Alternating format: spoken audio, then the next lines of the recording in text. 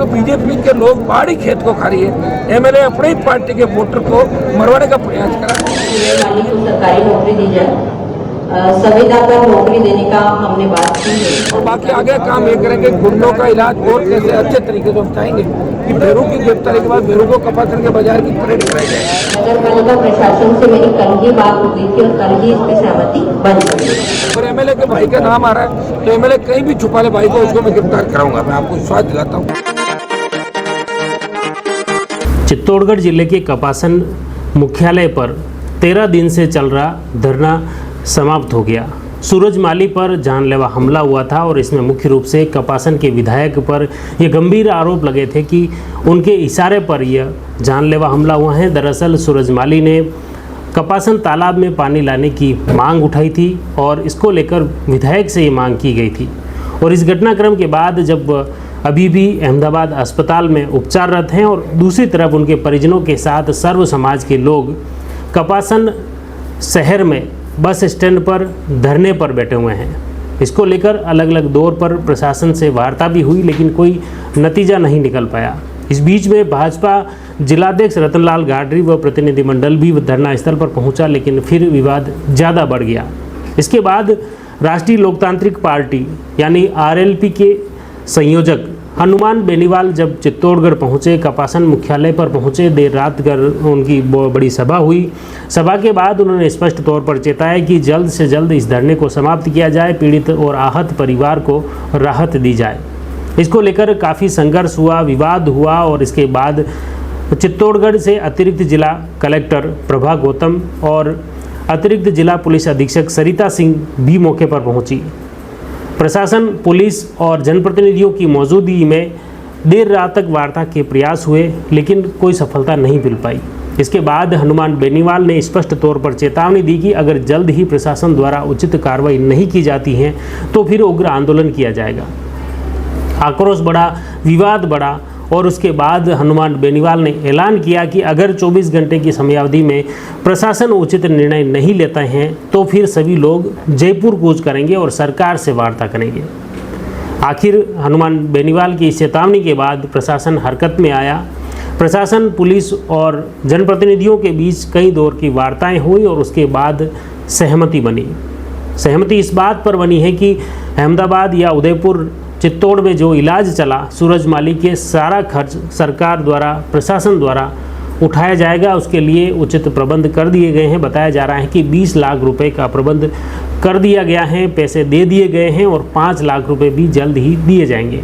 इसको लेकर अतिरिक्त जिला कलेक्टर प्रभा ने धरना स्थल पर ऐलान किया और उसके बाद उन्होंने कहा कि जो इस पूरे प्रकरण की जाँच भी एसओजी से की जाएगी। साथ ही नगर पालिका द्वारा उनके सब्जी मंडी जो निर्माणाधीन है वहाँ पर एक दुकान भी आवंटित की जाएगी।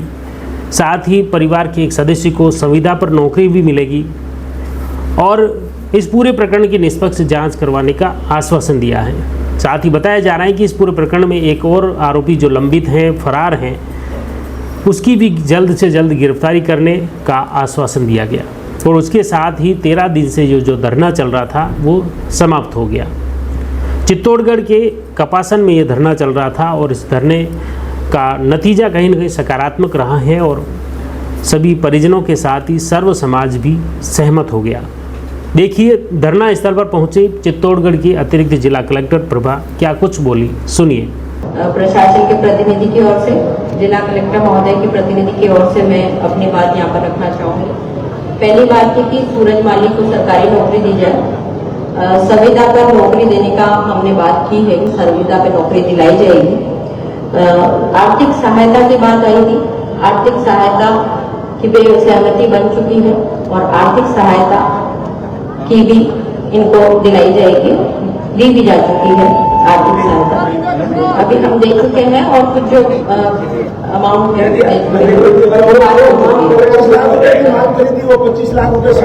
दूसरी बात है कि इनको नगर पालिका में दुकान आवंटित की जाए। नगर पालिका प्रशासन से मेरी कल ही बात हो गई थी और कल ही इस पे सहमति बन चुकी थी।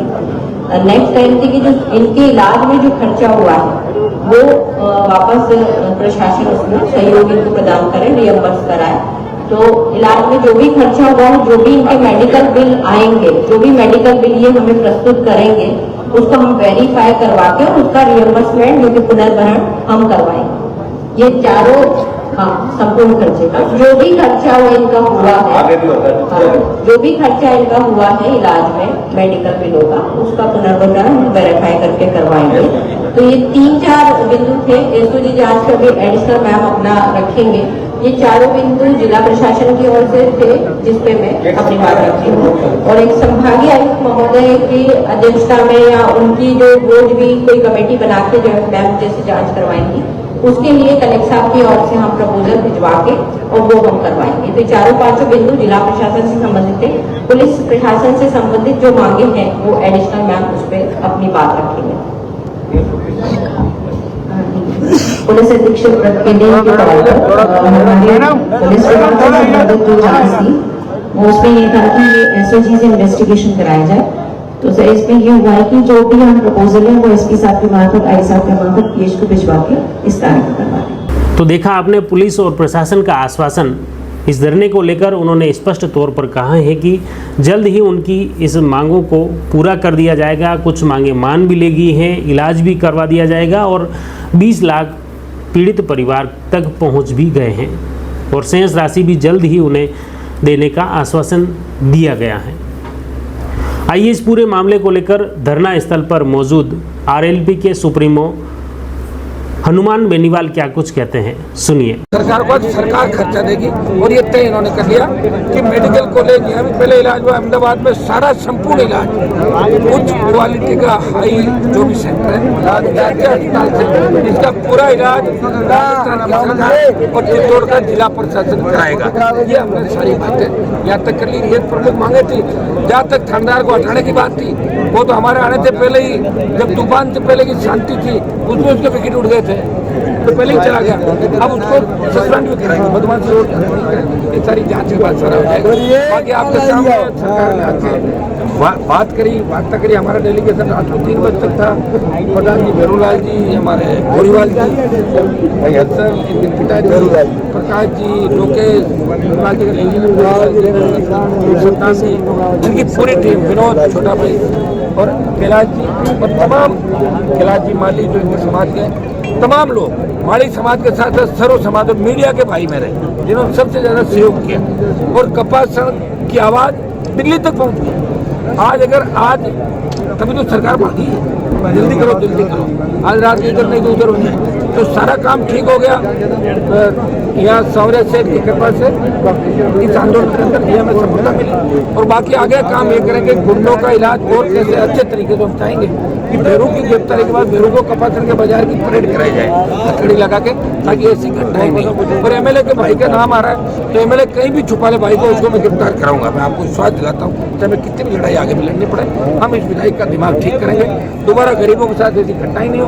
बजरी का जो खेल चित्तौड़ में चल रहा, इसको लेके आगामी दिनों में हम चित्तौड़ के अंदर 1 लाख से ज्यादा लोगों की रैली करेंगे। चित्तौड़ मेवाड़ के कुछ मुद्दों को लेकर जिसमें बजरी भी होगी, उन कांग्रेस उन बीजेपी के नेताओं का जिनका रेट के कारोबार है उनके भी हम नाम खोलेंगे, कौन किसके साथ कारोबारी करा, ये सारी बात धरना करें। उन सब बातों में सरकार की सहमति बढ़ने में थोड़ी सी बाधा इसलिए हुई कि कई लोग हमें नहीं चाहते सरकार, थोड़ा सा तकलीफ जिनको पता था।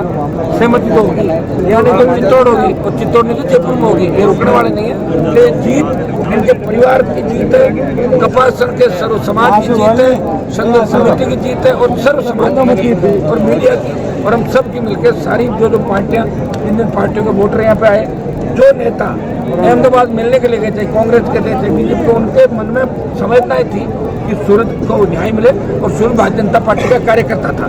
तो बीजेपी के लोग पहाड़ी खेत को खा रही है, एमएलए अपनी ही पार्टी के वोटर को मरवाने का प्रयास करा। ये विधायक के खिलाफ जो सत्ता में गिरा, विधायक को घर में भिजवा दे। पूरे प्रकरण में किसने सर्वप्रथम जमगिरी सूरज वाली को उसकी फैक्ट्री में किन लोगों ने दबावपूर्वक उसको टेलीफोन किया, धमकाया गया, उसकी पूर्ण रूप से संभागीय आयुक्त की एक कमेटी बनाकर जांच की जाए। ये हमारी प्रमुख मांगे थी। इन प्रमुख मांगों को की बहुत बड़ी चीज है। इसका संपूर्ण इलाज का खर्चा जो उदयपुर में हुआ, जो अहमदाबाद में हुआ और आगे भविष्य में जितना भी खर्चा होगा